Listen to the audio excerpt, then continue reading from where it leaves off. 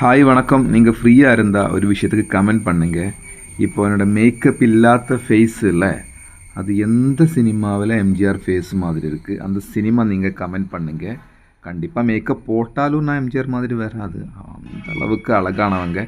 But ஆனால் இது ஒரு பர்பஸுக்காக, அது ஒரு வீடியோ ஷூட் பண்ணுறதுக்கு ஒரு இன்ஃபர்மேஷன் கிடைக்கிறதுக்கு தான். ஸோ நீங்கள் அது கமெண்ட் பண்ணுங்கள். அப்புறம் இந்த ஹேர் ஸ்டைல் எப்படி இருக்குது, அந்த மாதிரி சினிமா என்ன அப்படியெல்லாம் பார்க்க வேணாம். இந்த ஹேர் ஸ்டைல் இந்த சினிமாவில் எம்ஜிஆர் அது பார்க்க வேணாம், அதை விடுங்க.